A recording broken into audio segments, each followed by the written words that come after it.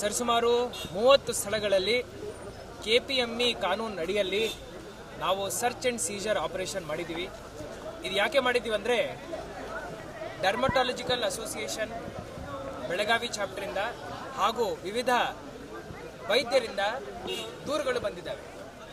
ಏನಂತ, ಸಣ್ಣ ಸಣ್ಣ ಅಂಗಡಿಗಳಲ್ಲಿ ಡರ್ಮಟಾಲಜಿಕಲ್ ಟ್ರೀಟ್ಮೆಂಟ್ ಕೊಡ್ತೀವಂತ ಬೋರ್ಡ್ ಹಾಕ್ಕೊಂಡು ಮೆಡಿಕಲ್ ಪ್ರೊಸೀಜರ್ಸ್ ಮಾಡ್ತಾ ಇದ್ದಾರೆ. ಉದಾಹರಣೆಗೆ plasma therapy, hair transplant surgery ಹಾಗೂ ಲೇಸರ್ ಟ್ರೀಟ್ಮೆಂಟ್ ಮಾಡ್ತಾ ಇದ್ದಾರೆ ಅಂತ ಹೇಳಿ ದೂರು ಬಂತು.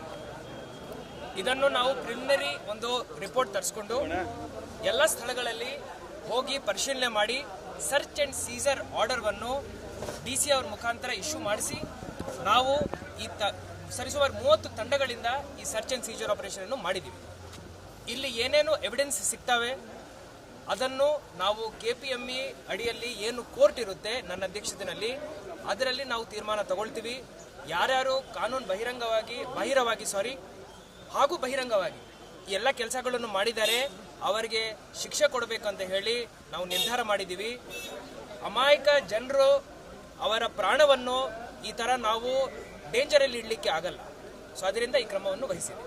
ಬ್ಯೂಟಿ ಪಾರ್ಲರ್ ಹೆಸರುಗಳಲ್ಲಿ ನಡೀತಾ ಇದ್ವಾ? ಬ್ಯೂಟಿ ಪಾರ್ಲರ್ ಇರ್ಬೋದು, ನಾವು ಡರ್ಮಟಾಲಜಿಕಲ್ ಥೆರಪಿ ಕೊಡ್ತೀವಿ ಅಂತ ಹೇಳ್ಬೋದು. ಈ ತರ ಇನ್ಸ್ಟಿಟ್ಯೂಷನ್ಸ್ಗೆ ಅವರು ಹೇರ್ ಕಟಿಂಗ್ ಮೇಕಪ್ ಮಾಡ್ಬೋದು ಬಿಟ್ರೆ ಈ ತರ ದೊಡ್ಡ ದೊಡ್ಡ ಸರ್ಜರೀಸ್ ಮಾಡಲಿಕ್ಕೆ ಪರ್ಮಿಷನ್ ಕೊಡಲ್ಲ. ಯೂಟ್ಯೂಬ್ ಅಲ್ಲಿ ನೀವು ನೋಡ್ತಾ ಇರ್ಬೋದು, ಈ ತರ ಆಗಿ ಇನ್ಫೆಕ್ಷನ್ಸ್ ಆಗಿ ಎಷ್ಟೋ ಜನರು ತೀರ್ಕೊಳ್ತಾ ಇದ್ದಾರೆ. ಸೊ ಆ ರೀತಿಯ ಕೆಲಸ ನಮ್ಮ ಜಿಲ್ಲೆಯಲ್ಲಿ ಆಗಬಾರ್ದಂತ ಹೇಳಿ ಆ ದೃಷ್ಟಿಯಿಂದ ಬಹಳ ನಾವು ಒಂದು ನಿರ್ಧಾರ ತಗೊಂಡಿದ್ವಿ.